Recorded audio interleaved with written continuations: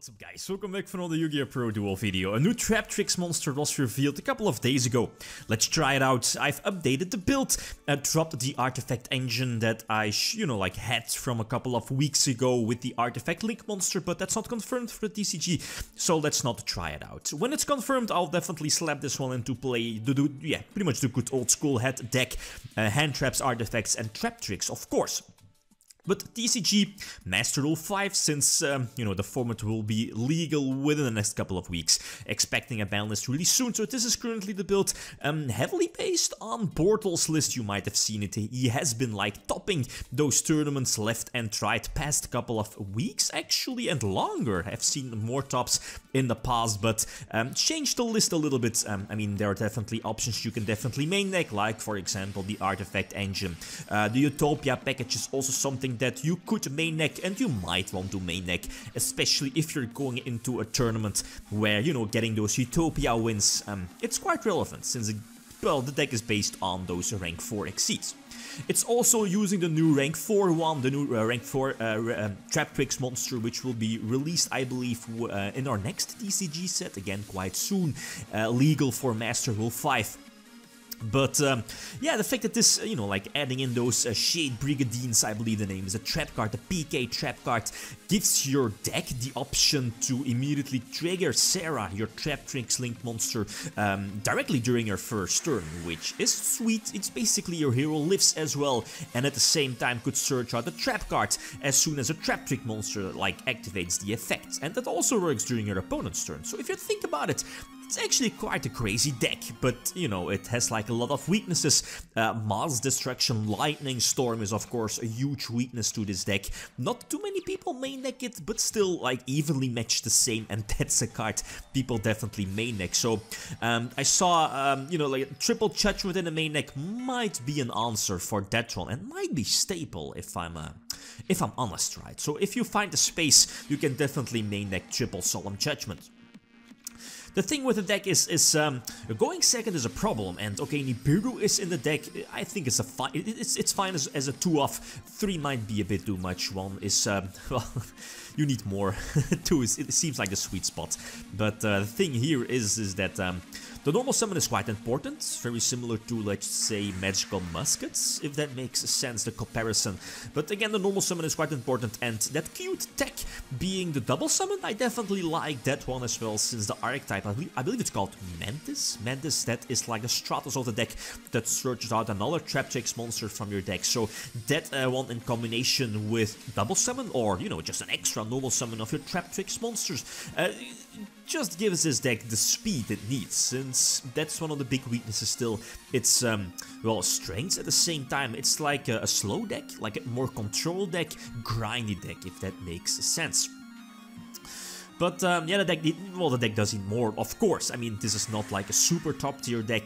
The deck definitely needs more, and there are definitely easy outs to combat this deck. A card like DD Crow could stop this deck. Then again, if you have Sarah on the field and you use Dionea to reborn something from your graveyard, your opponent using DD Crow, you can still search, I believe, with your Sarah. So it's not that bad, but again, your opponent preventing the rank 4 exceed play, it's quite crucial. You could be ending with Rafflesia.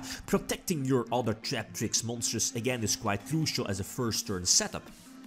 Searching the time-space trap hole, and that's also one of the weaknesses, I guess, is that the current hole pool, the trap cards that are searchable off of Mermelio or whatever, the pool is quite restricted. There aren't really too many good hole cards. There is a Grave Hole, the new one, like the Call by the Grave alike one. You have Time-Space, I believe the name is, and what is it called? The Book of Moon one, Floodgate Trap Hole. But outside of that, I don't see. I would main deck others, maybe Bottomless as a tech, but speaking for 2020 standards, that card isn't really that great anymore. But then again, one tech might be okay.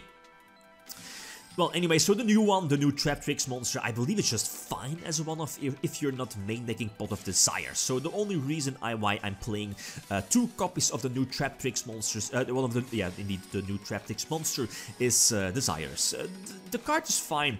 It feels quite similar to Lone Fire Blossom, if that makes sense. You can just tribute itself during your own turn and then target, or, target indeed like a whole trap card from your graveyard and the deck, and then you can set them both. So you need the space, and again, the effect is not really that broken that you want to, or you know, like good during your opening turn. So it's not really the card you want to main deck multiples of.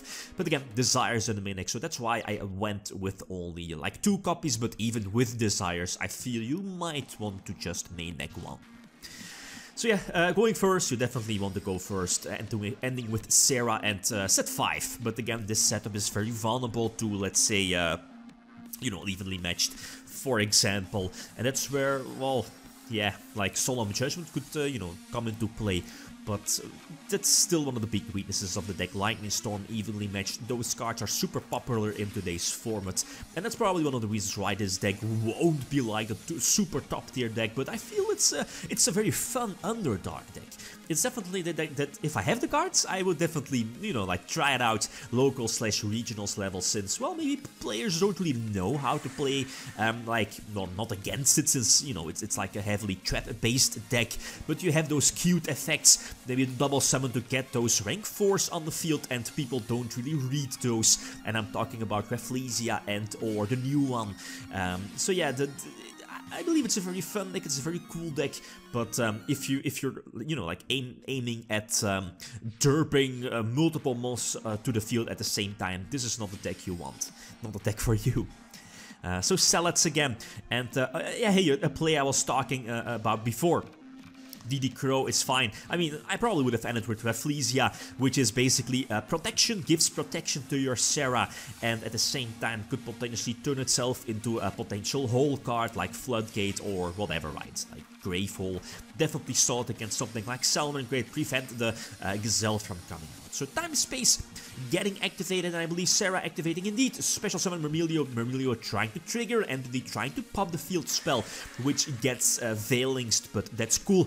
Yeah, well, losing Sarah is not that bad. I can just make another one and the Diarrhea as an extra follow-up play for more pluses, and that's what I like about this deck. In this way, it feels like Paleozoics, and I mean, your opponent not having any back row, and then with only 1 card activation, your opponent has like 2 or 3 back row all of a sudden. So like you see that from like 1 to like 5 back rows. Quite crazy if you think about it. Nibiru is cool, but in the long run not going to matter too much. The Gazelle is going to get floodgated. That's cool, so no Veilings. I believe the field spell is also in the graveyard, and I'm sitting on a huge token here. It's just a matter of time that I'm drawing into any Traptrix monster, so I can, you know, just keep the pressure on and potentially go for a game. So what I can do, the new one being the Buffalo indeed. Desires is cool, but won't be that great of a help. Silent Mining is cute, but not really sure why it's searching out the snake here. The Prohibit Snake, a cool tech, but here in this matchup not that helpful, or, you know, not that useful here. Anyway, last matchup against Luna Lights going first, and this is again a very cool and really good opening turn. Having that Shade Brigandine to immediately trigger Sarah, going for Rafflesia and 3 sets. So again, very solid opening, but in the long run I feel that I didn't play this one out too good. So again, the good follow-up plays, if your Kaleido chick gets like Book of Moon or Floodgate Trap Hold, use another one on the second chick, but you know, like the Perfume is the perfect follow-up play, and I probably used my what is it called, my Compulse, or yeah, my Traptrix a bit too soon.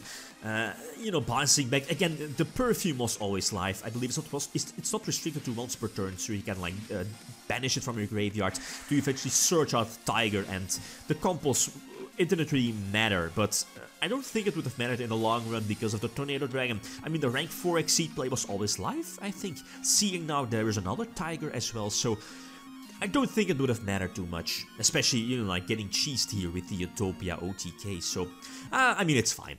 Anyway, so this is the deck list. Again, like always, feel free to leave suggestions. You can definitely main deck more extra deck cards like Bakushka, the Utopia package as well, the Time Thief what's it called? You know, the Time Thief rank 4 exceed. Some traps, maybe Starlight Throat, not sure about that one. But Solemn Judgment is definitely a card you might want to be considering. Same for the Traptrix into the Artifact Engine. The Artifact Engine being next strong. And as soon as the Artifact, what's it called? Dragda, the Link monster for Artifacts is confirmed, I'll definitely slap that one here in this particular deck. Okay, guys, that's it. Thanks for watching. Feel free to leave a comment or like if you enjoyed the video.